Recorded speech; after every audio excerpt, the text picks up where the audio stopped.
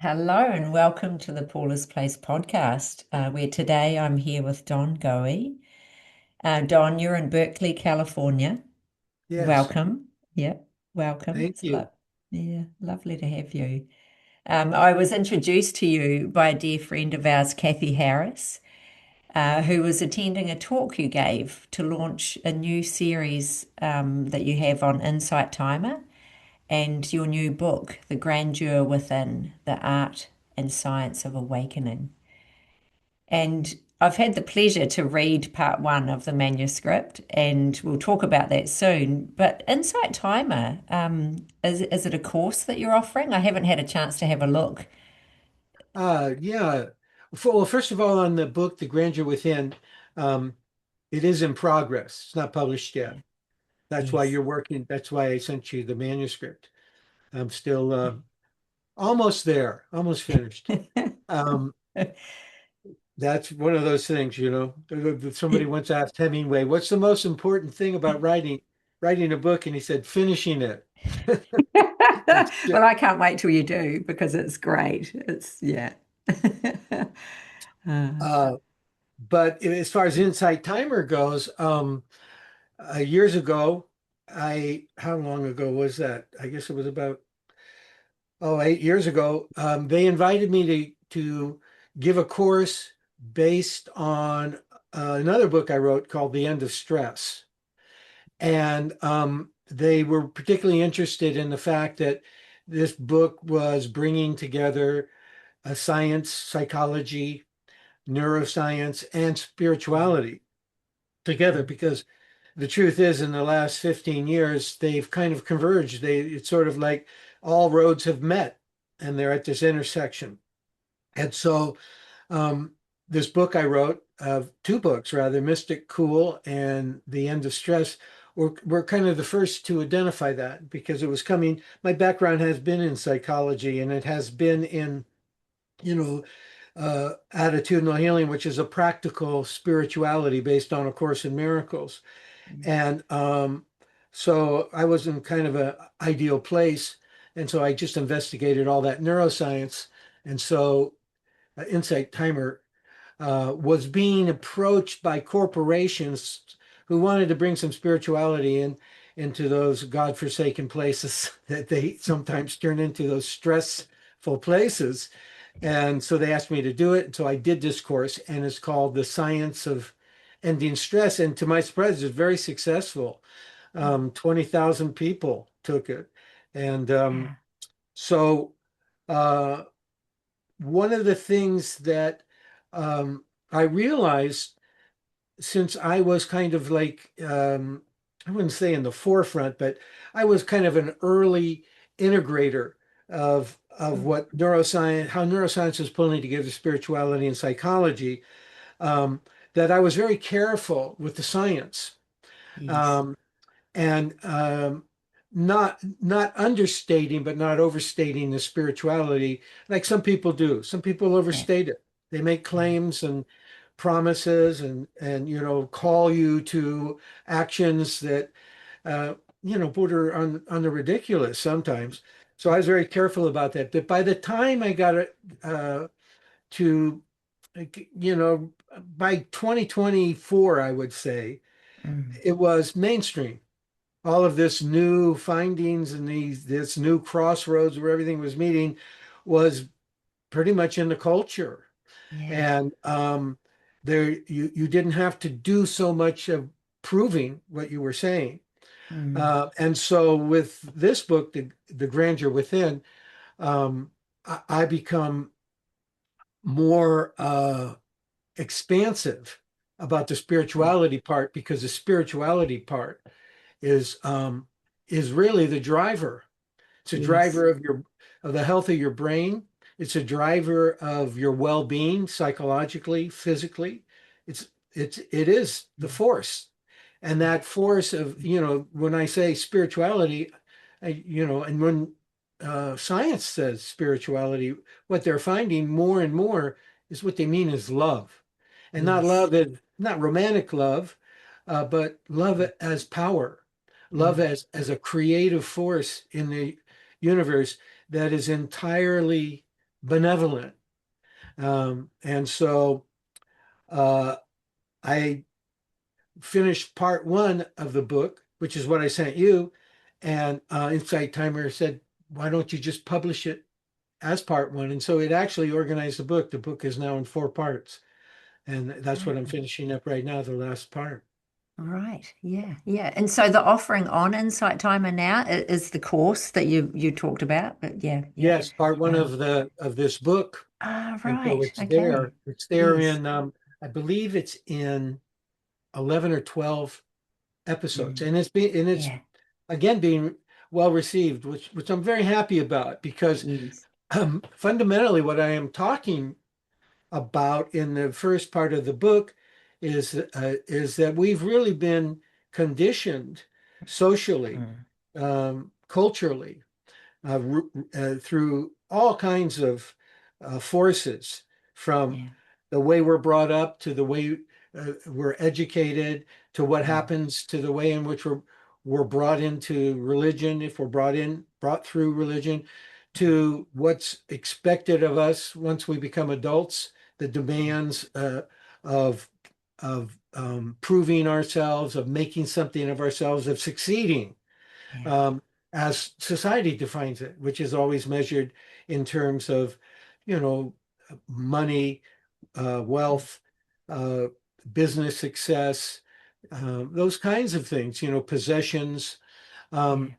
and so our whole focus becomes externalized and we lose connection with something within us that is extraordinary. Mm, Uh, it does meet the definition of grandeur. yeah. Um, when you look at the Grand Canyon, when you turn inward and you really get in touch with what's inside you, Mm, um, you're looking at something of tremendous magnificence, as like the Grand Canyon, something nature created, mm, and you are something that nature created, and now there's proof of it in science yeah. of that nature. And very often, you hear people talk about you just need to come from your true nature. And Mm, true nature gets thrown around a lot and it's not very well defined. And even in spiritual circles, it becomes um, something uh, of defining or pointing you to the mistakes in the way you're living. You're not living from your true nature, and so then it becomes another part of that cultural thing that we've been programmed into, which yeah.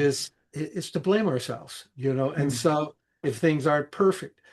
And so what science has found is that all those beautiful spiritual traits, the very simple ones, are there right at the beginning. We're born mm, happy. We're yeah. we're born altruistic. We're born with a desire to give and contribute, to be kind, to help, to support. We're certainly born loving, immensely loving, and and and fourth, we are born creative geniuses. I mean, if you test children up into the age of 5 for their creative, where they fall on the creative scale, the well beyond 90%. I can't remember the exact number, but it's more than 90% of those children tested at creative genius level. Yet by the time we're 30, it's down to 3% of the people Ah, that possess that. And our world incredible. is in dire need of our creative problem solving. Uh, and Yeah. it's all activated by love.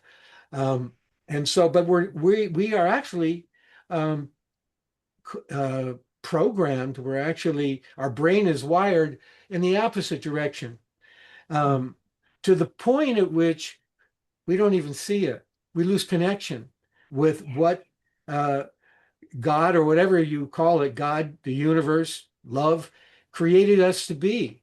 Created Yeah. us to be loving, created us to be happy, created Yeah. us to be giving and altruistic, created us to be immensely creative. And you put all those together, they created us to have fun, and Yeah. do what's meaningful to us, do things that we love. And we get programmed out of that. And so the first part Mm, of this book, The Grandeur Within, is presenting that evidence. and mm, explaining to people that this isn't just some poetic, sounds good ideal that you should believe in.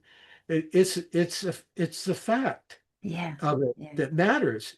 mm, And and the first thing we need to do is to get in touch with how we are disconnected, how we had come to disconnect it. Like A Course in Miracles says, your task is not to rediscover love.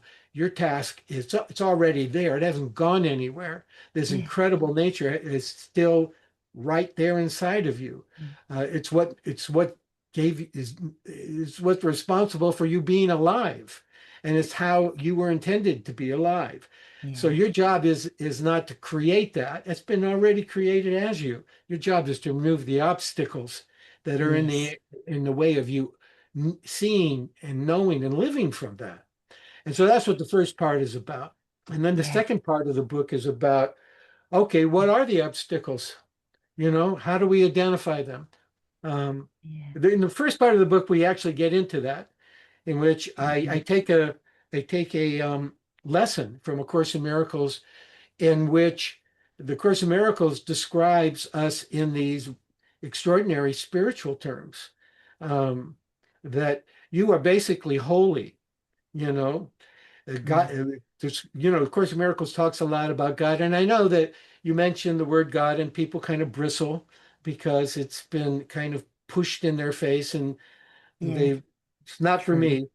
But whatever it is you think of as that which animated you as a living human being, a loving, living human being, whatever created you, that mystery that mm, um, created you holy and whole.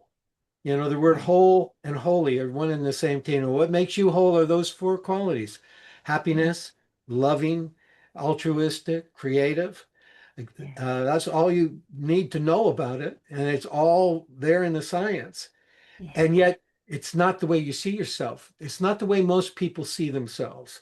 And so mm, in this lesson in the Course in Miracles, it puts it to us straight up. This is not the way you see yourself. And it asks you to go through, I see myself as. And when I take people through this exercise, when I take myself through this exercise, it's quite revealing. I see myself as limited. I see yes, myself as shameful. I see yeah, myself as uh, making mistakes all the time. I mm, see myself as not enough is the biggest one people come yeah. up with. I did that too, Don, and that's what I came up with, that I see myself as not enough. And it was about running a successful business. And so I wrote down, I said, I see myself as not good enough to run a successful business. I see myself as failing when it comes to financial security. And so I wrote one of those down and I would read from your book. I am spirit. I am one with all that is. I am creative, free and limitless. Because I am spirit, I am safe, healed and whole. Light and joy and peace abide in me. And even reading that now, you then get us to or get the reader to feel how illusion closes your heart when you say, that you're I'm a failure. the barriers, and then and feel into how truth, after saying that, truth opens the heart, and it really, really does work.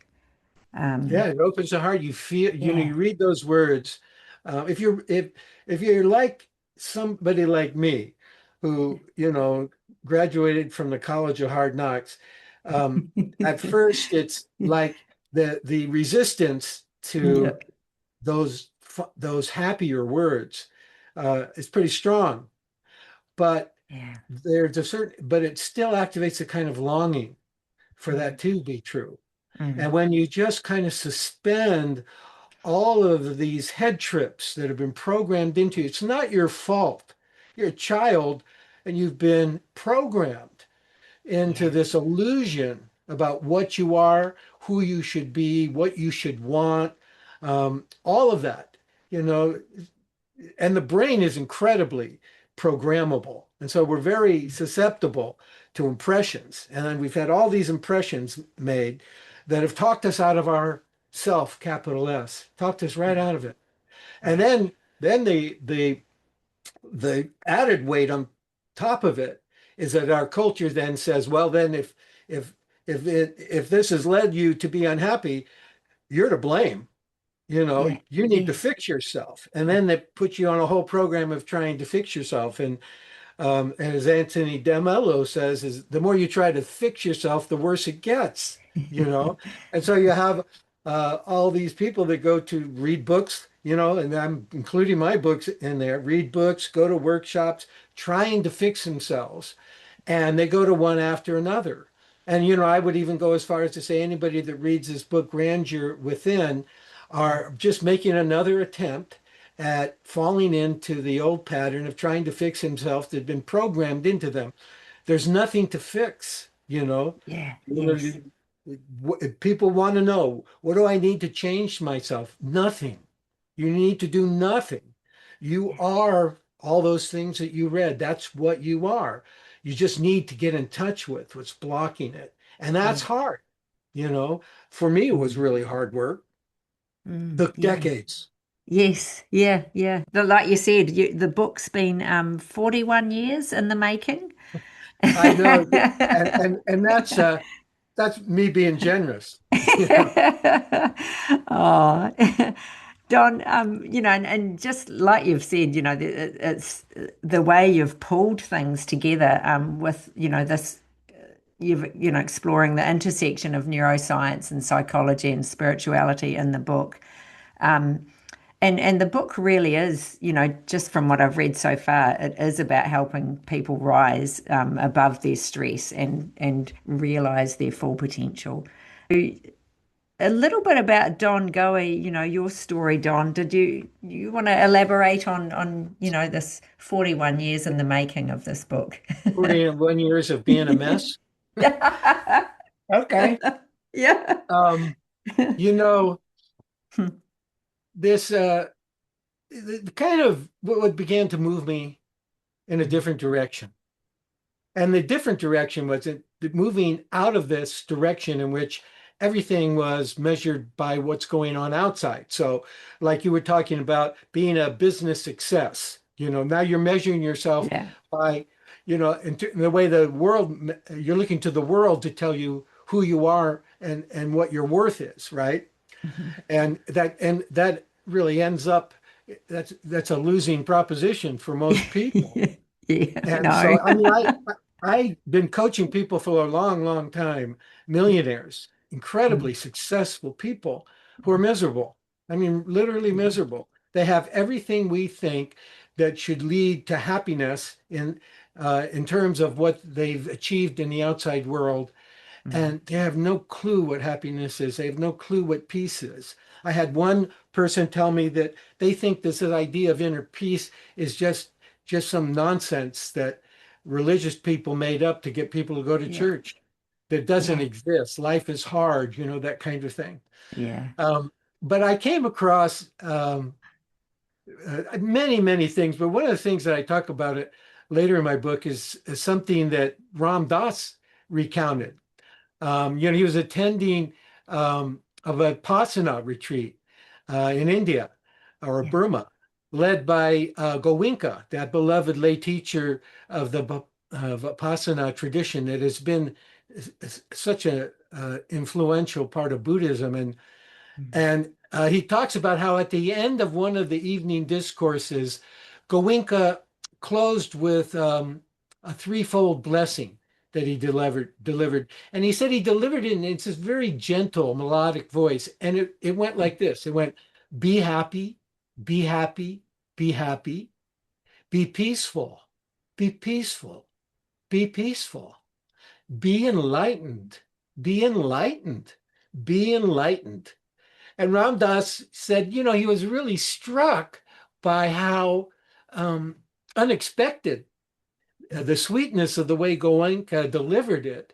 He said it was, in comparison with the rigors they'd all gone through day after day in the meditation retreat, Yes. this was this moment of great sweetness. And he said it was almost like a lullaby, Oh, kind of a soft, playful benediction mm, to to evoking our very nature.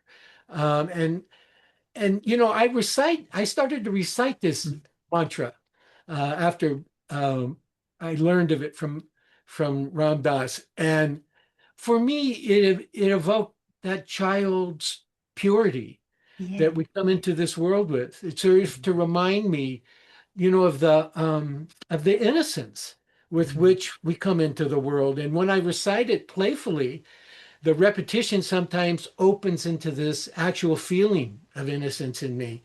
yeah. And the child within me smiles, it kind of lights up, animates my whole being. And in that moment, I realize that that happy child, Yeah. that loving child, that the love of God created, still alive in me. It's still Yeah. there, Yeah. you Yeah. know? Yeah. Yeah, for years, nothing could evoke that feeling in me. Yeah. Like so many Yeah. people, my innocence had been trampled on as a child. Mhm. One of the most devastating statistics I came across in researching for this book um, was that there are a billion Mm. children worldwide who are exposed to abuse and trauma and violence every Wow. year. And in the Wow. United States, 2 out of 3 people report experiencing psychological, physical, and sexual abuse by the age of 16. Yeah. Um, so Wow. when a child's natural Yeah. innocence is battered instead of nurtured, the Mm. consequences can be devastating on that person, and they were on me. Yeah. Childhood trauma sensitizes the amygdala, the brain's fear center, Mm. um, to react reflexively and intensely to any kind of perceived threat. And while, at the same time, it weakens the prefrontal cortex, the part of your brain which is the seat of your intelligence, the seat of your positive emotions, the seat of your creative ability, Mm. debilitating the capacity to regulate your emotions, to manage your impulses, to rise above a situation, rise Yeah. above your circumstances, and to respond to it with that inner power instead of shutting yourself down with I'm not good enough and I'm not Yeah. what's needed. I'm Yeah. going to fail. Um, Yes. Yeah. and when we become wired this way, something as innocuous as a Mm. raised eyebrow, a shift in someone's tone from normal to kind of downward, somebody's critical word, Yeah. a slight delay in a response, like you send out an email, you're waiting for the response. When you've been subjected to childhood trauma, all of these are interpreted by your brain's fear center as a threat. Yeah. So we Yeah. grow up feeling like we're unwelcomed, unsafe in the world, Mhm. and as a result, we experience a lot of anxiety and anger and depression and stress. And we often identify with these negative emotions as if they define who we are, that we're Mm. this mess, Yeah. we're Yeah. this failure, we're Yeah. this not enough. Mm. Mm. So, Yeah. and it shows up in our close relationships. Of course, Yeah. we may swing between clinging to a Mm. loved one and or distancing ourselves from them back and forth in those swings. Conflict escalates quickly because we're susceptible to misinterpreting these neutral cues as Yeah. rejection. You know, we Mm. we're Yeah. prone to assume the worst. We fear abandonment. Yeah. We struggle to trust love. And these patterns can give rise to punishing, self-condemning shame Yeah. that leaves a person really feeling worthless. And so this is not what I'm describing here and answering your question is not an abstract description Yeah. of a traumatized child, as much as it's a story of what happened to me, and not only to me, but it's Mm. happening to billions of people. Yeah. And Yeah. so, I was born a few years after World War II. I was the first son of a B-17 pilot who returned from combat really traumatized. Yeah. He had captained a crew that completed more than 30 missions bombing over Germany. And the 30 missions was beyond what crews were supposed to run, but it was towards Right. the end of the war, and they just kept having Kept them them fly going. missions. And Yeah. and nearly 71% of B-17 bomber crews were killed or went missing in action. And I went, and my father came back. Before he went to war, by all accounts, he had been a respected man. Mm. He was really well educated. He went to Ivy League universities. He was partway through earning a law degree. And my uncle, his older brother, who was a brigadier general, Mm. said my father had been a really warm person, Yeah. exerted a kind of gravitational pull from people. He draw people into him, and he Yeah. was Yeah. direct, and he was witty, and he was at ease with every kind of person, and he usually became the emotional center of whatever room he was in. I mean, he he Yeah. he talked about him in such loving terms. And he told me that one of his crew members told him that my father had shown a great composure in his leadership and had, Right. made decisions quickly. Um, and once he had made them, there was no hesitation. And the crew really trusted him, his Yeah. Yeah. steadiness.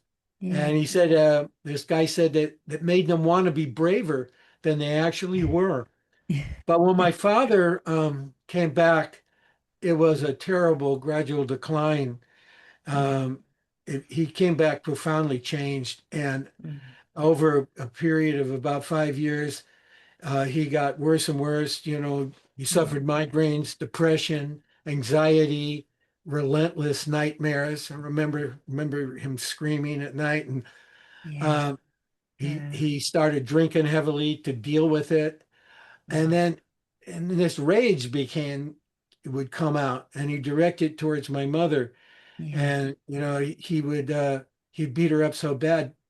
Once she had to be hospitalized, and I would try to get in the middle of that and break it up. Mm. Yeah. And during one of those accounts, I got thrown across this 5-year-old got thrown across the room and knocked unconscious, Yeah. and Wow. it was pure chaos. Yeah. Yeah. And then when I was 5 years old, he skipped town. He Mm. abandoned the family, and he disappeared for good. And Yeah.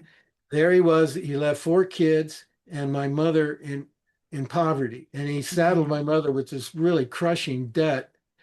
Yeah. And but although we were poor, uh, we were okay. There was the Mm. violence had gone out of the house, and it Yeah. was and as a kid, that's what mattered to me. Yeah. And but then 4 years later, my mother remarried, and she married this rag to riches guys who, our economics elevated suddenly.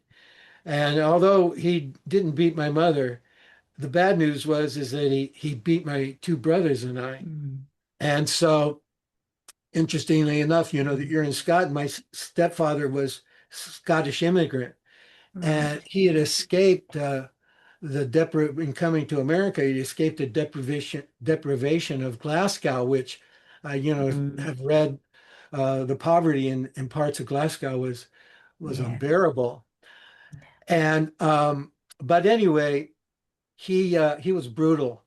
Yeah. He Yeah. leveled his darkened heart and his twisted mind on me and my brothers, and he slapped me across my face so often and so Mm. hard that I actually lost hearing in this ear.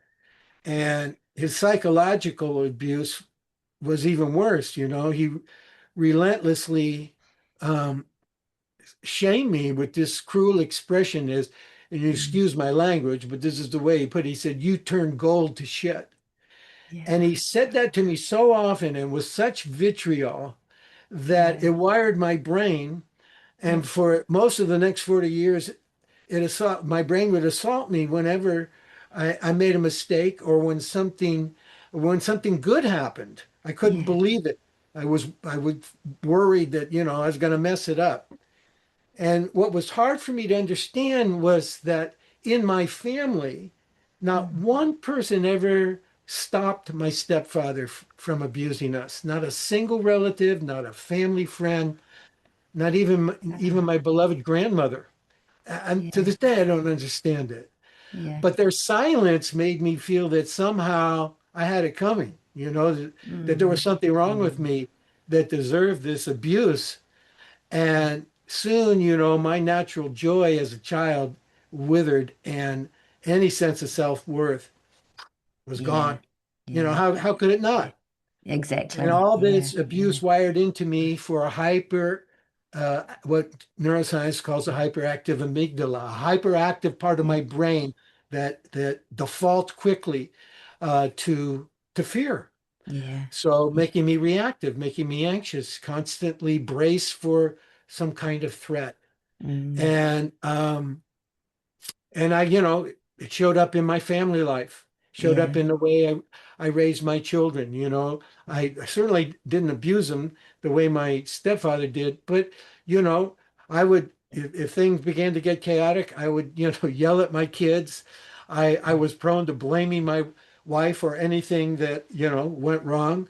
Um, I, uh, I was always suspect of any didn't trust people very much. Mm. If you were a person that I needed something from, that I had requested something from, that whose support I was seeking, um, and there was any kind of delay in you responding, Yeah. I would vent this whole story of you Yeah. judging me, of you putting me down. I would become angry at you inside myself, Yeah.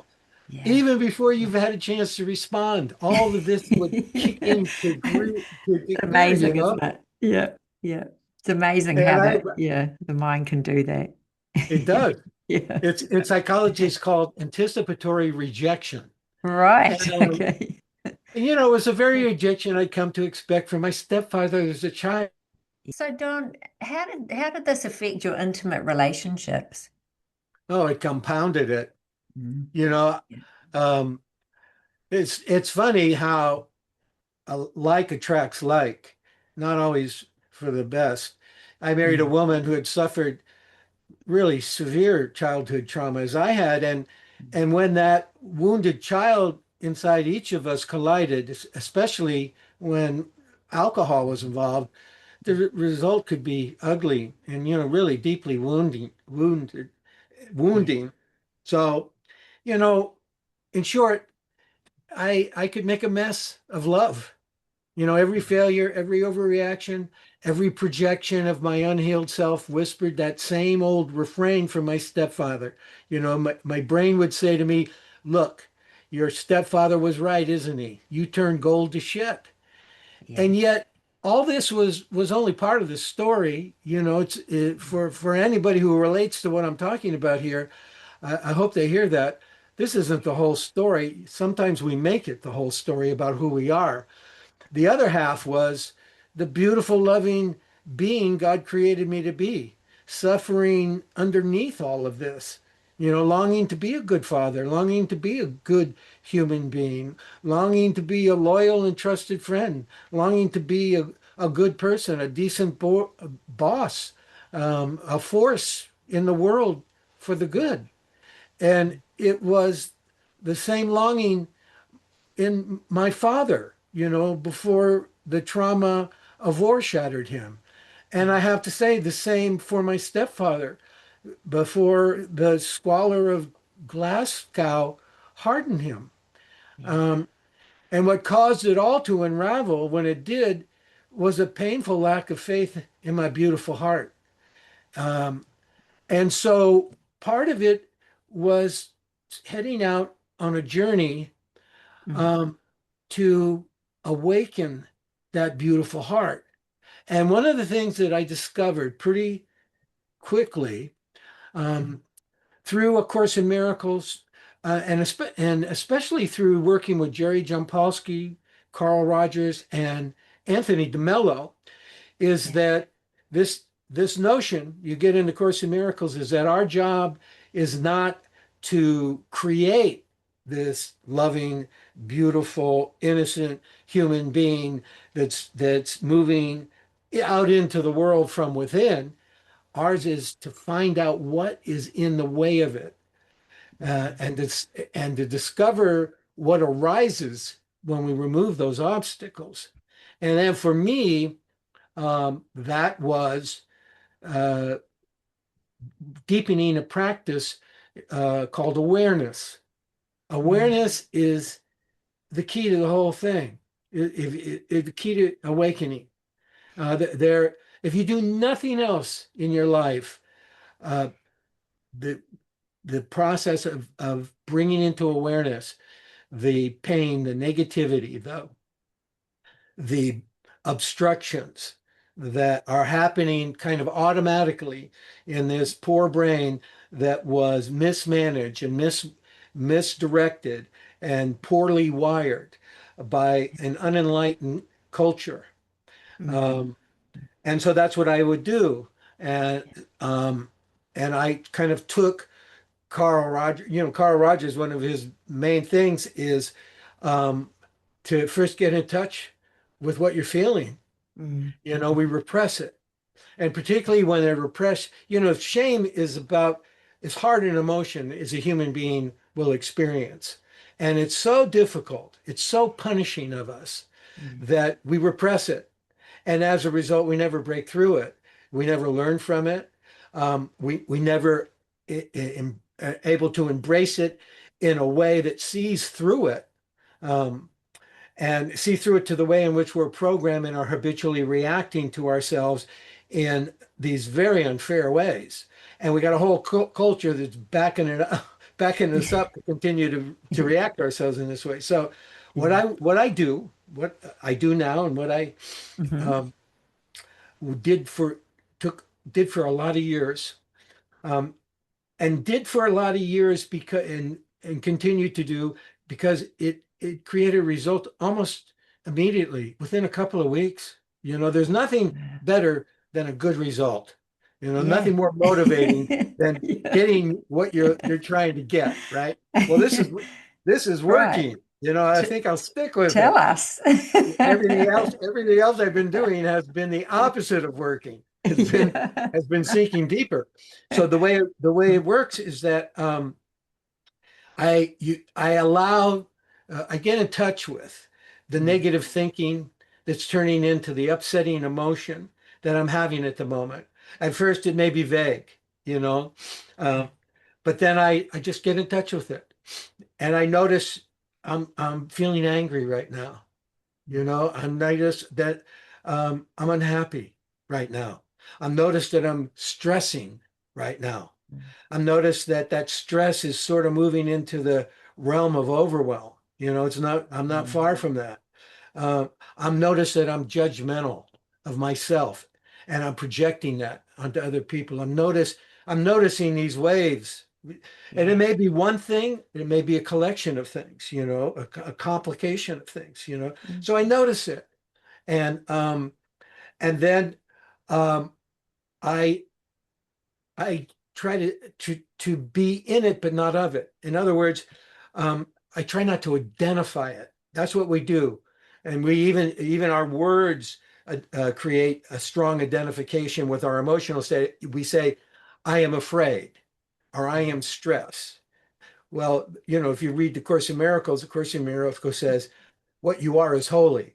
The truth is to say, I am holy, which is the Yeah. opposite of I am stressed. So you distance yourself. In other words, you allow it sounds tricky, but it's not that hard, is you allow yourself to be in the suffering of whatever it Yeah. is, and at the same time to be observing it, looking down on Yeah. it, almost as if you're watching it happen to a friend. It's Yeah. good to make it a friend because you're a little more compassionate about the True. reaction, this Yes. reactivity. So Mm. I'm watching it, and Anthony DeMello even prescribes that don't even stop saying I am this. Say Mm. anger is there right now. Stress Yeah. is there right now. That's disidentifying with it, but acknowledging it at the same time that there's this Mm. emotional thing. And and then as you move into that, um, you'll begin to notice that you might be judging yourself for having this reaction, for reacting this negatively. And then you just let that be grist for the mill. You say the same thing. Um, I self-condemnation is there right now. Yeah. So there's this emotional upset of me being angry or me being upset or me not feeling good enough. And then there's this judgment I place on top of it that, um, that I shouldn't be doing this, Yeah. this Yeah. blaming myself, pointing the finger at myself, which then I notice I'm feeling kind of hopeless. And I just keep noticing what's rolling out. And then something quite remarkable will begin to happen as you do it. First of all, as you begin, you're not going to want to do it. Who wants to suffer, Yeah. right? Yeah. And that you'll begin to notice that there's this tendency to repress it. You know, I don't want to do this. And then you Yes. notice, Yeah. then you just say, I notice there's resistance there right now. And you feel the resistance. Yeah. Um, and then eventually you get to this point miraculously where it passes. Yeah. Everything passes in this world. They should have named this planet Everything Passes so that we got it straight. I mean, nothing's permanent here, right? Yeah. Yeah. True. And True. so everything passes, especially emotions. They come Mm. and thoughts, they come and go like Yeah. there's no end to it, right? Yeah. Yeah. And suddenly it passes. Yeah. And um, And as it passes, you might not even notice it's passed.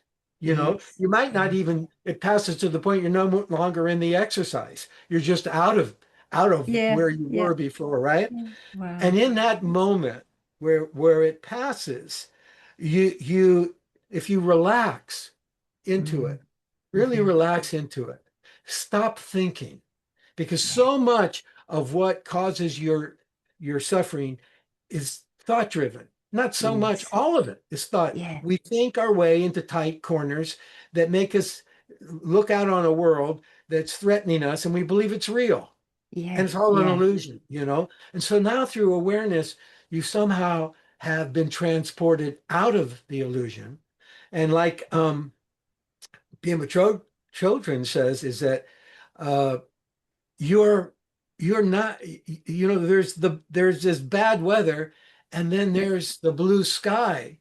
This bad weather crosses and you're not the bad weather, you're the blue Yeah. sky. Yeah. That the Yeah. bad weather crosses, that states it all. And Yeah. so what Yeah. I'll do is that I'll just surrender to the blue sky and I'll Yeah. let it take me wherever it takes me for as long as it takes me there.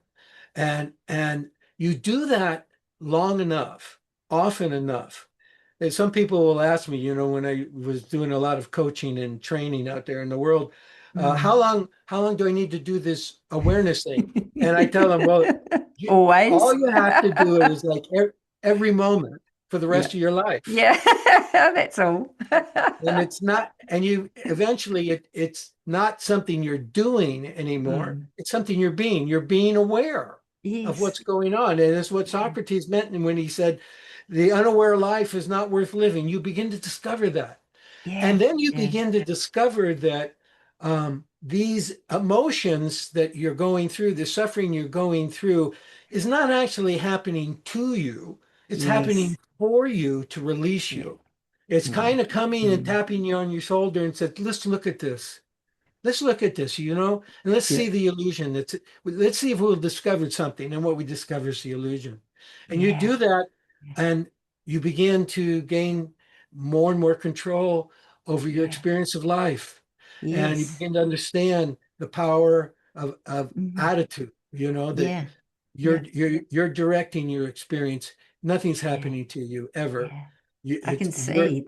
Yeah. That Yeah. that And whole so Yeah, just take, sorry, Don, but just taking the I am away from the feeling of or the emotion or whatever you're feeling at the time, taking that I am away. What a powerful way to look at it, and And remembering. eventually that I am, that you Is take away finally comes back as simply just I am. yeah, I yeah, am. Ram yeah. Dass has this beautiful, beautiful meditation that you can access on Mm, Gaia.com. I mm, highly recommend it. And yeah, what he does is he takes you through, he walks you so beautifully through this process of um, uh, mm, to bring up all the problems you think you have, you know, your money problems. yeah. And to your money problems, say, I am. Just simply meet it with I am. Bring Yeah, up all your relationship problems and yeah, just let them be there for a moment, you know? Don't yeah, try to change anything. Don't try to fix anything. Just allow them to be there. yeah, And to them say, I am. And he takes you through all this litany of yeah, things that we suffer with. Look, take it your body problems, what you perceive as your body problems. If you have health problems, let them come up, yeah, Let your anxieties about being accepted and approved of, let that come up. And to it, continue to say, I am, yeah. until he brings you to this point where you say, I am love, Mm, and mm, it's this beautiful transition in which through all of that bad weather that he has you bring up, you emerge as the blue sky, yeah, and uh that's could well, how do I want to say it? Couldn't be simpler. yeah. Awakening couldn't be simpler. And a lot of people talk about, the secret. I've discovered the secret. There's no secret. No, it's People remembering, talk isn't it? about, God has hidden this from us. There's nothing hidden. No. In fact, God is calling us to bring everything into plain sight so that we Yeah, yeah, discovered that all is well. DeMello opens his book Awareness with that statement: all is well, even though everything's a mess. yeah. All is well, and we can actually arrive at that place where all is well. And Yes. Suzuki, Senrui Suzuki, the one who brought Buddhism to America, he was Mm. asked by one of his students, he goes, if I become enlightened, how will I know? And Suzuki says, sorry for that. Suzuki's answer was, you will have stopped complaining. And it's that simple. Yeah. It really so the Uh, and as we begin, essentially what we begin to do through awareness is the load we're carrying begins to lighten mm, until it's just not there. And it doesn't mean that there's a once and for all thing. It just means that we're restored to the present moment. And every time people, everybody wants to be enlightened who's on a mm. spiritual path. They're all looking for this enlightenment. Yeah, Like exactly. football players are looking for the Super Bowl, right? To win the Super Bowl. And enlightenment never ever happens anywhere else than in the present moment. And once you're truly in the present moment, without that drag of the past or that Mm, fear of the future, pulling on you, you're really present, where you in the present moment are the one and the same thing. What mm, you are and the present moment, the one and the same thing. And what is that one and the same? You're alive, right? It's the only time you're alive. yeah. And once you reach that moment of just simply being alive, and through Yeah. just simply being yourself in the moment, you're in a Mm, moment of enlightenment. And then, mm. the phone rings or my little thing clicks off, and Yeah. I'll have it used to be when I would do interviews and the phone would ring and it would interrupt, I would have this knee jerk stress, like Yeah. now it Yeah. doesn't. I just go over, turn it off. Yeah. I've calmed down the way in which Yeah. my brain has wired. I've created Yeah. new neurocircuits around this. It's called neuroplasticity. And what Yeah. neuroplasticity is scientifically Yeah. is what a change of experience that leads to a change of attitude, actually, that Yeah. leads to a change in experience, literally changes your brain. And Yes. so if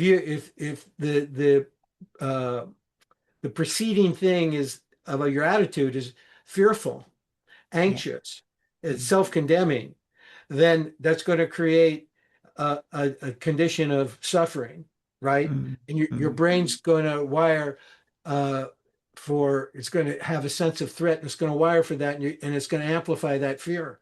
Yeah. Where that gets reversed is when your attitudinal position is free, is Yes. freer, Hmm. then it moves into uh, an experience of well-being, and Mm. that changes your brain. And Yes. then you begin to stop not only defining yourself in terms of your emotions, you stop defining yourself in terms of success and failure. Yeah. The second part of my book gets really deep into we're all suffering from the fear of failing. And the Yeah. fear of failing quickly asserts itself into shame, that shame Hmm. of not being good enough, Yeah. which is the moral condemnation of yourself as a human being, you Yeah. know, Yeah. and all of that as you bring into awareness and begin to see the pattern. The important thing about awareness, which is hard for some people to do, is Mm. is you have to keep telling yourself, don't try to fix this. Don't change this anger into some positive affirmation, you know. Right. Not right now. Don't do Yeah. that. Yeah. Let it be there. Don't mess with it. You know, Yes. just let it be there. You're observing, you know, Yeah. Yeah. and you're beginning to see these forces that are at work with you. And it's very important to understand you're not to blame for any of this. It's the way Mm. you were programmed. And it doesn't do any good to blame society either. Mm. You know, Mm. I mean, we Yeah. do live in an unenlightened society. That's Yeah. really Yeah. it's unfortunate, but attacking society isn't any better than attacking yourself. They're both hold you in conflict, Yes. inner Yeah. Yeah. conflict, you know, which Yeah. then you project as outer conflict, right? And so Mm. Mm. Yeah. you just understand it's not my fault, you Yeah. know. Yeah. I've been programmed to disable myself. Yes. Yeah. And Yeah. through awareness, Yeah. I reverse that program and Yeah.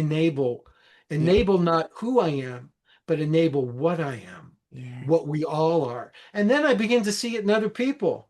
You know, what I Mm. see in myself, I see in other people. You Yeah. know, we often misjudge people and don't realize it's a projection of our own condemnation of Yeah. ourselves. Yeah. But as Yeah. that changes, we start you start falling in love with everybody, you know? Yeah, so true. And Don, saying that, like I used those examples before, this failure and not good enough. But then, I go through these cycles and it's like, well, I know that's not true. I know. So it's funny, isn't it? How you can yeah, there is a cycle to those thoughts, I think.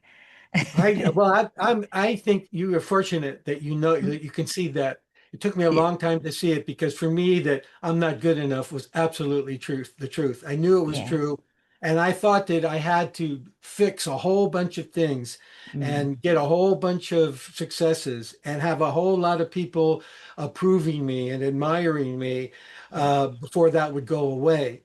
And yeah, until yeah. I realized that the neuroticism of it, you know. Yes, yeah, yeah. And I think I was that too, but now I can sort of, it's there. It's definitely there, but We I can, grow. yeah, we do grow for We sure. can grow beyond it, you Yeah, know? yeah, yeah, And that's yeah. what the grandeur within is all Yes. about, is Yeah. that we can grow beyond this to see something Mm.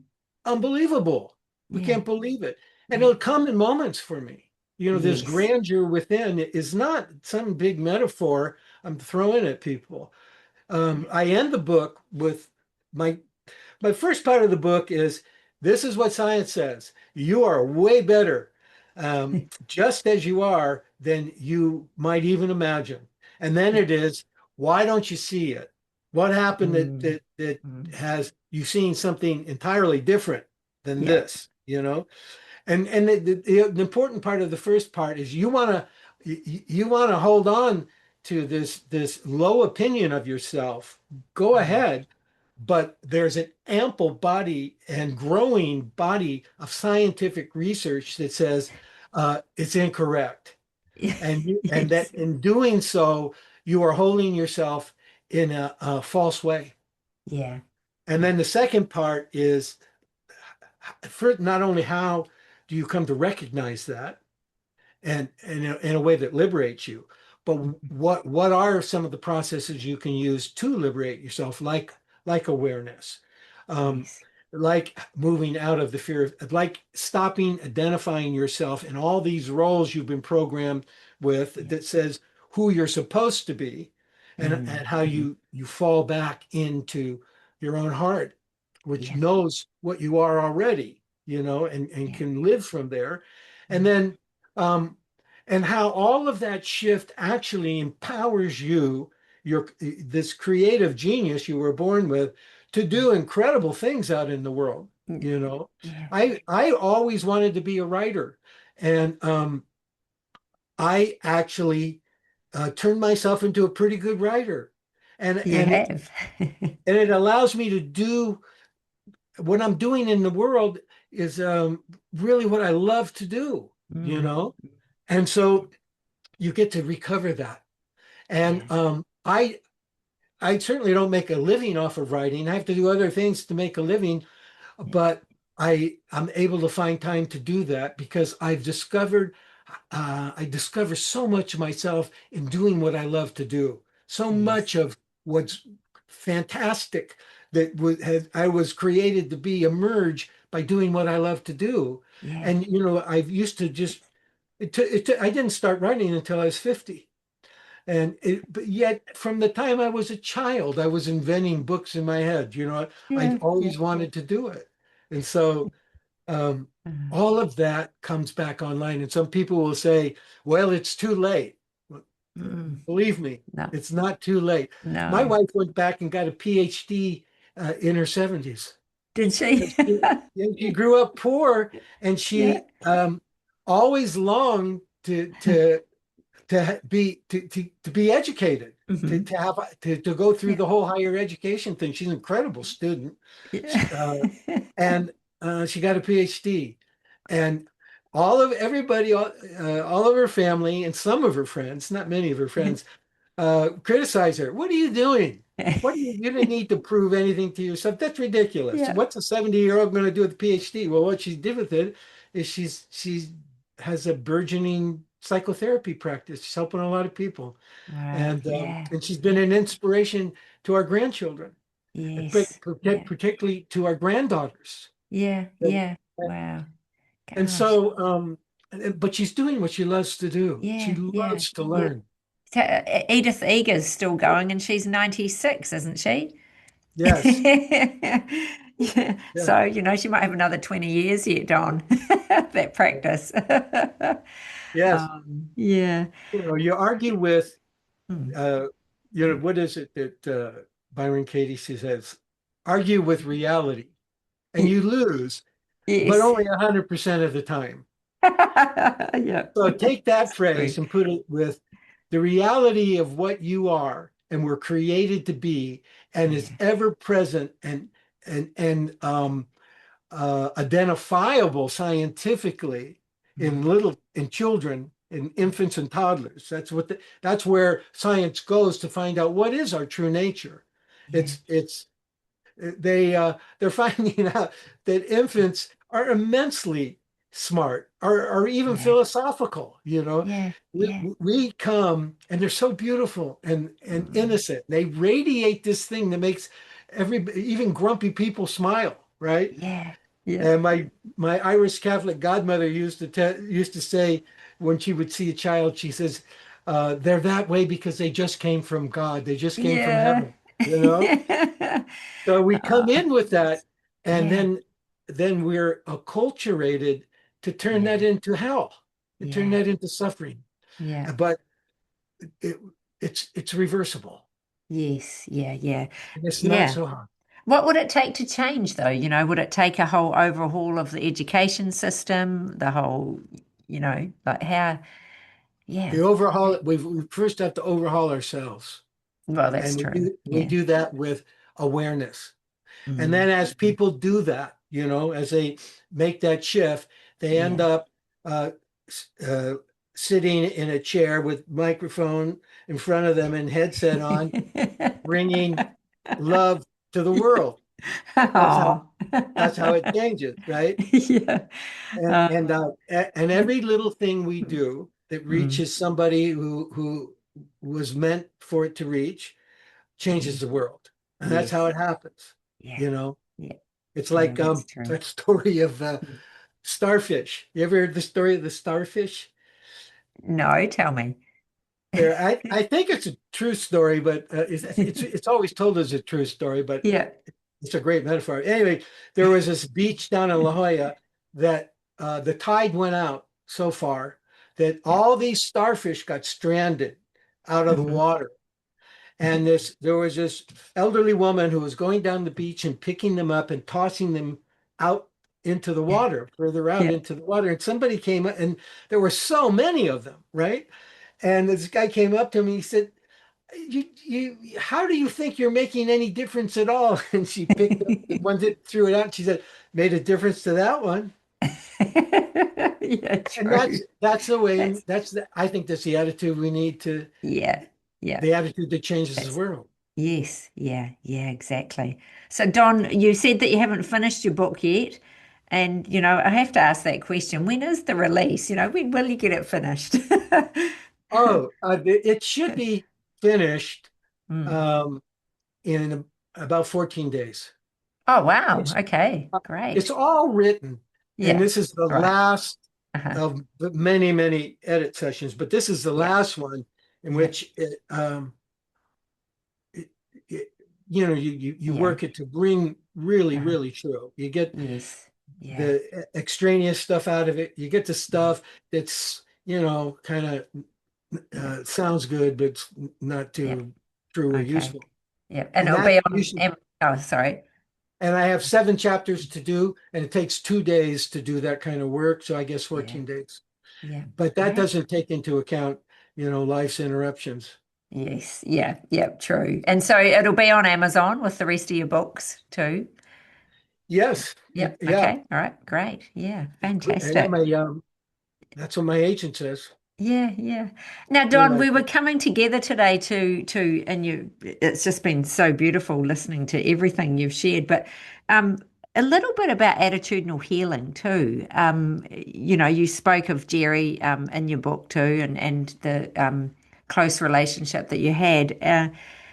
And was it 12 years you were the director of the Center for Attitudinal Healing? And Yes, that's correct. yeah, yeah, okay. And yeah, can you tell us anything, a little bit about what that involved of working at the Sure. center and you did mention a story in your book about sitting in a boardroom meeting Oh and yeah, Jerry. it was quite funny. Yeah, Don't know if quite a you want to share contrast.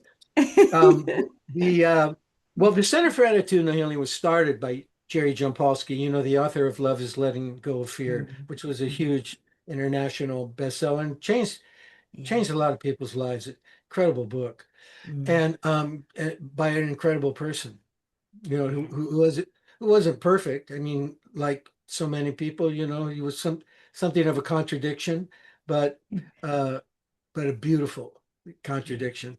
Yeah. And so Jerry uh, started the Center for Attitudinal Healing after having read A Course in Miracles, Hmm. and Yeah. he was quite dyslexic. Yeah. And like when I'd have to sit with Jerry and go over the center's budget, it was really difficult because he had a hard time with Yeah. the numbers. But it was quite a gift because because of his dyslexia, he had to Yeah. take something as complex as A Course in Miracles, which can get very complex, Yes. Being a psychiatrist, he could see in the complexity how rich it was and how Yes. true to form it was in defining the suffering of a human being, you know. Yeah. Yeah. Um, but he needed to break it down into terms that his dyslexia could implement, right? Yeah. And so Yeah. what he did, he wrote it on little cards, something Uh-huh. that the course would say. I think we all do that with the Course in Yeah. Miracles. Yeah. I do that. And then eventually, Bill Thetford, and he sat down with his cards. Bill Thetford was the one who transcribed A Course in Miracles Hmm. for Helen Schuckman, who was channeling it, right? And Yeah. so Bill sat down with Jerry, and they came up with his book, Love is Letting Go of Fear, Yeah. which really simplified it. And then Jerry left his practice. He was a child psychiatrist, very Mhm. successful one. He left it and started the center.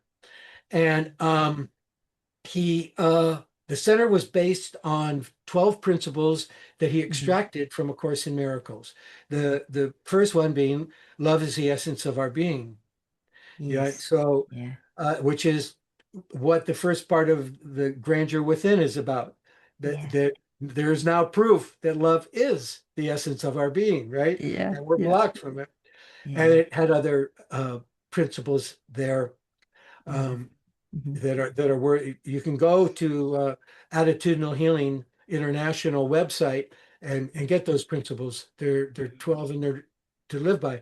So Jerry Yeah. started the center in Tiburon. He started with children who were dying Hmm. to help them bring this shift in attitude Yeah. from being fearful to love.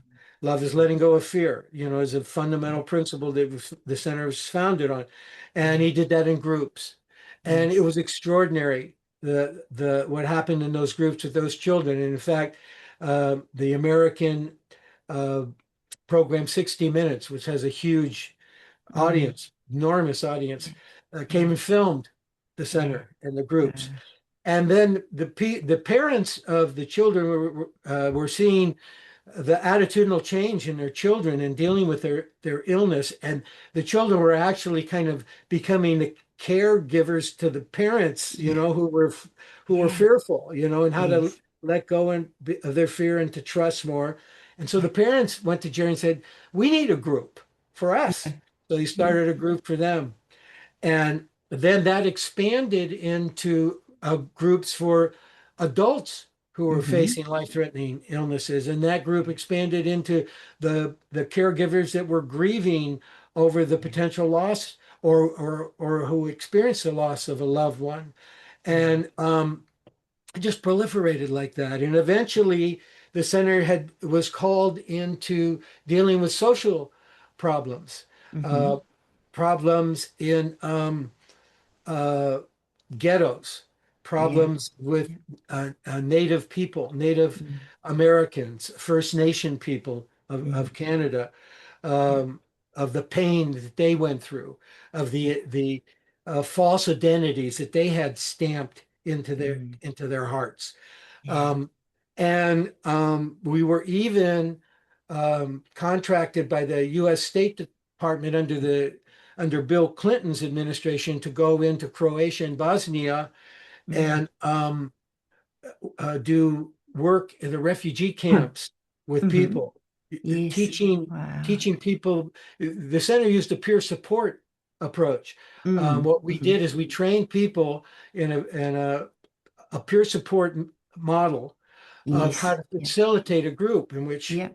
where people were Yeah. bringing in their fear. And And so which we're what it still was, doing today too. We're part yes, of that team. Yeah. Yeah. yes, Great. it had a worldwide impact. Yeah. And so what Yeah. it was like at the center was the best way I can describe it is that when I would facilitate one of the support groups, the life-threatening support group, like I facilitated an AIDS group during Yeah. the height of the AIDS epidemic Mm. in San Francisco, when every single member of it was a very large group, and every single member of that Mm. group over a period of 2 years had died.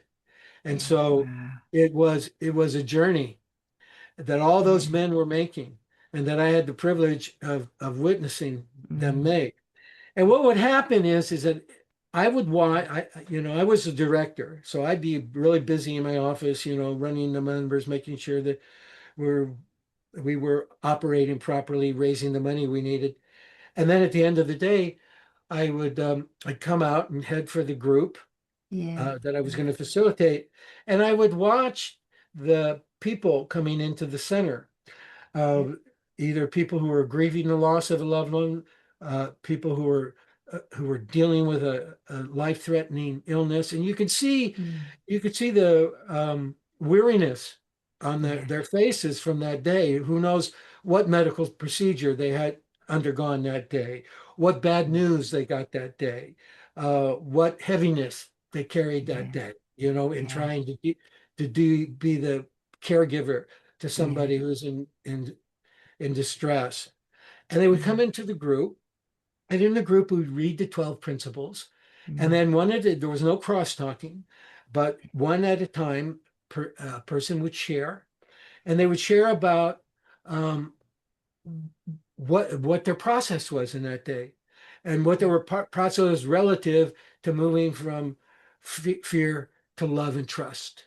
Mm. And it was illuminating everything. Their personal stories was illuminating to everybody in the group. And you Yeah. can imagine that you get a group of 12 to 20 people sharing in this way, Mm. and that there's a catharsis that emerges. And Yeah. what I would visibly see is a light would kind of emerge in the room, a really soft Wow. white light. We would create this aura of light from this. It Mm. always amazed me. And I would remember Yeah. it. I would always notice, like, oh, there's the light again, you know? And Wow. when these people got up and left at the end of the group, they were arm in arm. They were Yeah. cheerful. They were smiling. You know, they were loving. They were Mm. happy. They left Yeah. completely different than they came Yeah. in. And it was like that Yes. week after week. And we would have people that would come to visit the center. The center was this beautiful building, Yeah. um, this old building, but we had remodeled, and it was lovely. Yeah. There's this lovely woman who she was wealthy. She had a lot of resources. And when we were remodeling this building, she decorated it, and she went out and got people to donate wonderful chairs Yeah. and all Yeah. this kind of thing. And it turned out she created this masterful place for Yeah. people to come from in out of the cold. And so, um, people would come from all over the world to visit. Yeah. They'd read Jerry's book, or Yeah.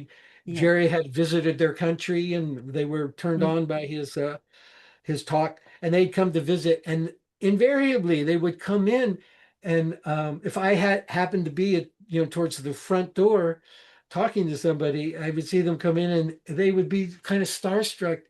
And I would ask them in the beginning, what's going on with you? And they would say, there's this beautiful light in here. Oh, really? And I'd Uh, turn and look, and I would go, God, you're right. I I was I was too busy and caught up in my busyness. I wasn't Yes, yeah, seeing it. yeah, And they were really good teachers to me, because I would in my business every now and then I would drop out and I go, kind of just let's just merge with this light that's in here, and I would see it and feel it. yeah, Um, and that's what the center was all about. And then, as far as yeah, the story with Jerry goes, he and I we had to work together. We had do a lot of planning together. We had to work things out together. He became a mentor to me, yeah, and I had this huge authority complex caused by, which I outlined to you. yeah. I mean, anybody that try and Jerry could be very direct, which Mhm. I could interpret as criticism, which Yeah, then yeah, evoked my stepfather. And yeah. so we could get into. I would tussle with him about that. He would be very patient with me, but one time, we were in this meeting, and there were centers all over the world. They called us the mother center. And so we had a collection of the directors from all over the world, and we were at this meeting in Texas, and we were Mhm. talking about how to further the work that we were doing. And they'd hired this strategic planner, you Yeah, know, and I yeah. was kind of arrogant in those days, I think. I didn't like strategic planning. I liked intuitive planning. And Yeah. they were, strategic planning. They moved methodically, and they put sheets up on the walls, and And I had been drinking a lot of coffee, and I was becoming I was acting like, an adolescent boy in an all boys school, acting like an idiot, Yeah. and making jokes that were rather sarcastic about the Yeah. process, Yeah. Yeah. and generally being a nuisance, I think. And Jerry came, so like I'm sitting facing the board, Yeah. the whiteboard where all the stuff's up. Jerry's behind me, facing that way, and he comes around, and he puts his hand on my shoulder, and every time Jerry did that, something would radiate from the Wow. which would quiet me, and it did kind of quiet me. And he whispered into me, he said, "I want to change seats with you." And so I said, "Okay." And so I got up and went and sat in his seat, and he came and sat in mine. And as soon as I sat in his seat, I was enveloped in this aura of Mm. peace. I mean, it was just palpable. I Yeah. remember thinking that, my God, Jerry really is the real deal. Yeah. I don't think Yeah. I was convinced of it up until Yeah. that point, that he Wow. really is, uh, he's Mm. really in this state Yeah. that he talks about. He's achieving Mm. it, attaining it, returning to it, really. Yeah. And I was kind of fine. And suddenly I'm looking at everything that everybody's doing, and it's making sense, and I'm contributing, Yeah. constructively to it. And about 10 minutes later, Jerry turns around, and he's agitated because he's been sitting, Sitting in your seat. yeah, he's been sitting in Oh my no. stressful vibe. And he goes, "I want my seat back." And I said, "No way, baby." Oh, isn't that funny? And it Yeah, became a yeah. joke for us. But That's yeah, one to but remember. yes. Don, what would you say to someone who is quite keen to take attitudinal healing into the workplace or into the school, or just starting a group up for themselves? What advice would you give them? To do it. Do it, yeah. Yeah. How? And, That's, I yeah, guess, is the big question. so I did it. I did Yeah. it for a number of years. I Did still you? do it Mm, occasionally. mm, And at the center, what we did is we created this think tank in which we began to see that this neuroscience and psychology and the practical mm. spirituality that had been cultivated at the center was merged, Yes. and that we could bring it into an environment like the workplace and make sense to people of the kind of shift that's possible Yeah. for people, so that their workplace isn't so riddled with stress. Yes. Yeah. And part of it is uh, helping people understand that stress is fear. You don't Mm, have a stress reaction unless some form of fear is present. And the greater part of the fear that's activating stress reactions is mind-made. We yeah. misperceive a threat that and isn't necessarily there, Yeah. and may not even be there, period, or may not be there to the degree that we're exaggerating about it. That. Yes. And so we developed this program, Mm, and then took it out into the world, yeah. and set up a separate consulting firm free of the center, and Yeah. went out into the world and began presenting this program, which essentially is uh, the program that's written up in my book, The End of Stress. Yeah. And it did a 10-part program, excuse me, an 8-part program. Uh-huh. And I thought when I went out into the world that we were going to run into a whole lot of resistance, Yeah. particularly to the spiritual part of the Mm, program. mm. And so I kept that to not a minimum, but I kept it bite size so I didn't Yes. overwhelm people. Yeah. And what I found is that quickly people wanted to move into the spiritual part of it, Mm. Yeah. and that people that I'd misjudged people. I had kind of thought that people, since they're out there in the corporate room, their world, rather, they're going to be aggressive, they're going to be competitive, they're going to see Yeah. this as nonsense. And there were some Mm. people who did, but by and large, no, people responded immediately and Yeah. and and and loved it. I Wow. remember the Yeah. one we went into this one huge law firm, one of the biggest law firms in Silicon Valley, that Hmm. is a law firms to companies like Apple and Microsoft and Cisco Systems, Yeah. and we were going to be training lawyers, and I thought lawyers are tough. They're Yeah. going, Yeah. they are very skeptical. They're Yeah. trained to be skeptical. Yeah. A good Yeah. lawyer has skepticism about the facts and stuff. And Mm. the training department head at this big law firm said, uh, I don't know how far you're going to go. People bail out on programs like these pretty quickly. Yeah. So we've had and I don't even know how many people are going to sign up, if there'll be enough to sign up to even go with Mm. it. And Yeah. so I said, well, okay, let's see where it goes. And we had a full class. I had to change the room to a bigger room, Wow. and Yeah. um, only 3 or 4 people dropped out. They stuck Gosh. with it. They Wow. they wanted Yeah. The they wanted to hunger. hear this. Yeah. They Yeah. wanted, and the CEO of the law firm, the head Mm. lawyer, Yeah. he really took to it, Yes. and he wanted it to be a part of the culture, and everybody Yeah. wanted it to be part of the culture. Mm. It's hard for it to infiltrate the culture. It takes doing it all the time. Mm. And so that, you go in and you do a workshop, and then for a while it's having an effect, and then out of sight, out of mind. Yeah. But anybody that thinks that corporations are not interested in this, I found it to be the opposite. Yes. Yeah.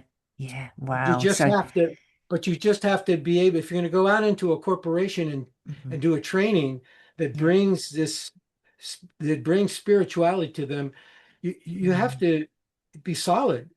You Yeah. have to put together a very good program, a very Yeah. well scripted program. You have to Mm. deliver it well. Yeah. You have to do it in a way, otherwise you lose people Yes. confidence. Yeah. Corporate Yeah. people don't like things that don't make sense and are kind of messy and Yeah. disorganized.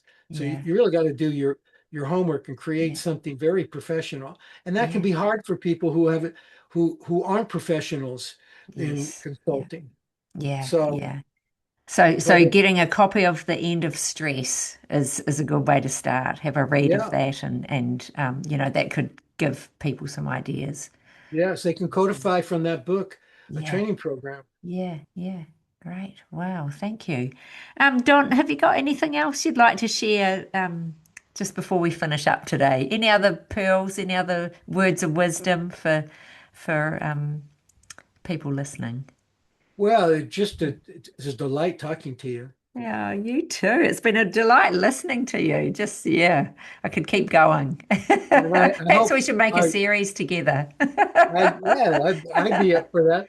And Oh, me too. I hope that the delight that we kind of created in the conversation um, is, is also what people listening to this will experience. Yes, I To think be so. how delightful it is to be in touch with yourself, Yeah, your true yeah, self. It's a yeah, delight, yeah, it sure and that's is. why awareness is a delight. Even though awareness is Mm. about getting in touch with things that aren't fun to get in touch with. Yes, It yeah. opens you up in a way so that when you just, I'll tell you one last story. That'd be a great way Hmm. to end this Yeah, because great. it illustrates the whole thing about awareness. So here I was well into practicing this process of awareness, Hmm. and which people can find by buying the book Awareness by Anthony DeMello. That's a very good book to buy. Yeah, okay. And halfway through the book, he gets into his awareness process. I've added Hmm. more to that process than Tony DeMello has in there, but Hmm. uh, so at any rate, I'm well into this process, right? Yeah. Um, and one day I'm walking down the hallway coming to my office, and things are going really well at this particular point. My book is selling, Mhm. the Amazon reviews are sounding lovely. The my uh, consulting work is growing.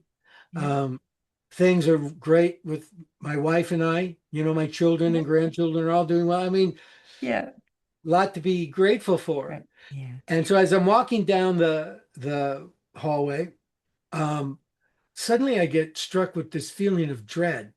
Mhm. It's like this cl toxic cloud descended on me, Yeah. and I'm in it, Yeah. and because I'm doing awareness, I don't push it away, I don't Mm. repress it, which I I, I go and sit down in my office and I bring it up, and it felt awful, you Yeah. know. I could just feel it's constriction on my heart, you know.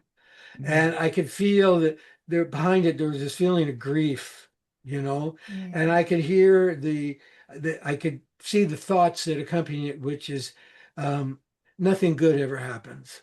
Nothing good can Mm. be counted on, you know.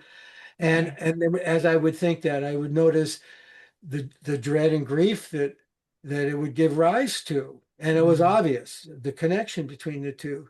Mm. And then I just sat with it. I did the process. Um, I didn't say I'm in grief. I'm in Yeah. grief. I'd say grief is there, dread is Yeah. there. Just create that disidentification from it at the same time, Yeah. feeling it, letting it Mm. be, and went through the whole process all the way through. It passed. Yeah. Uh, Dropped me off in a place of choice where I could choose Yeah. just to let go of all of that. And Mm. then this is one of the things that happened with awareness. Awareness always, uh, at times, comes in sideways with understanding what's going Yes. on. You Yeah. know, it's not Mm. that you're reaching for understanding, but it comes up because you're Yeah. not trying to understand. The moment you try to understand, it gets in your head and it gets confused and you make a mess of it. Yeah. But it comes in sideways in my experiences. So the sideways thing that came in Mhm. was I suddenly saw my stepfather. And then Mm. I remembered you'll turn gold to shit. Well, Yeah. Yeah. the gold of my present moment circumstances were wonderful, and I'm programmed to turn it into shit. Mm. And Wow. of course, how could that not produce a moment of dread? And Yeah. I realized in that moment that I had been going in and out of this process of dread Mhm. all my adult life and never Wow. recognizing it. It was unconsciously happening to me. And Yeah. and yet the root of it was obvious. I Mm. mean, in that Mm. moment of understanding, it was absolutely, how could it be otherwise, you know? Yeah. And yet, when we've repressed something, nothing can be more invisible to us than something we repress. It turns Yes. invisible. We can't see it Yeah. Yeah. because we don't want to see it. Some part of us is afraid to see it, right? Yeah. Yeah. And so I let it go. Mm. And, and then the next time it came up, I Yeah. went and sat down and processed it. But there really was more of a sense of distance, a natural Yes. sense of distance from it. Uh-huh. I could see there's that. I know, I understand what it's about. Um, I would even sometimes say, I forgive you, Jim. That was my stepfather's name. I forgive you, Jim. Yeah. I forgive Yeah. myself for how long it's taken to see all of this. I just forgive it all. Yeah. And I would relax. Or if it still made that ache in my heart, I just be with that for a moment. And Yeah. then each time it would come up, it Yeah. would have less and less valence until now it comes up. And I even sometimes laugh at it. It's sort of like the tragedy has become this comedy, and Yeah. so Yeah. so Yeah. um that's Mm. that's a very hopeful story, right? Yes. Very much That so. we can't, I mean, that thing was Yeah. that thing of dread could ruin not only a moment, a happy moment, Mm. it would carry through the whole day and ruin the day for Yeah. me. Yeah. And I thought afterwards that how many days did I ruin this way? You Yeah. know? And Yeah. the answer was obvious, a lot, many, Yeah. many, Yeah. many. Yeah. Yes. And Yeah. the happy news is not anymore. Yeah. No more. Yeah. No more Yeah. ruined days. No. Because No. if it comes up, Yeah. I intervene and Yeah. I weaken the pattern. And each time I intervene, the Yeah. pattern's weaker and weaker until it has very little strength at all. It may still play because what gets programmed in your brain doesn't necessarily get erased. You Yes. know, Yeah. your Yeah. amygdala goes, well, what about, you turning Yes. gold and you Yeah. and Yeah. then but you've created a wiring around it that moves out of that quickly rather Yeah. than your amygdala moving into your prefrontal cortex, taking over your thoughts, and now you're caught in Yeah. this terrible rumination, Yes. and Yeah. you're Yeah. believing it's all true Yeah. because it's got Yeah. all this emotional impact, right? Yeah. And you begin to Yeah. see that, and you get Yeah. liberated from it. Yeah. That's how you Yeah. get liberated from Yeah. it. But you got to do it, Yeah. and you got to in facing yourself. It can feel ominous, but Mhm. don't worry about it. It turns into delight. Yeah. Just So just now do it. you can welcome it in and say, oh, here we go again. And Yes. yep, yep. And if you And don't welcome it, just be yeah, present with not welcoming it, yeah. Yes. and then move Yeah. through it. And as you be present with not welcoming it, now suddenly you're allowing it. Yes. You're Yeah. okay, I can let it. As you don't resist yourself comes forward. It's just like Yes. that. Yeah. Yeah. Oh, true. If you don't resist yourself, yourself comes forward. I love that, Yeah, because it's Don. so Yeah. blocked. Yes. You Yeah. get you Yeah. get you get this Yeah. fearful part of your brain, the amygdala, hijacking your intelligence, Yeah. creating these stories that we live out and believe, um, and finally discovering through a simple process that they dissolve because you discover none of them are true. Yes. Yeah. And Yeah. then what Yes. naturally emerges, because that obstruction has been mitigated, what naturally emerges is that, ah, this beautiful nature. Oh, this Yeah. is nice. I Yeah. like this place, And this life and yeah, and yeah. this life. And Oh, then, yeah. and I'm smiling at Yes. people, Yeah. or Yeah. I'm more, Mm. and or when I do get stuck in it, and I use awareness, I'm more compassionate about Yeah. myself. I'm compassionate with Yeah. how could I be otherwise? How could I be not have this mess that Yeah. runs me sometimes, Yes.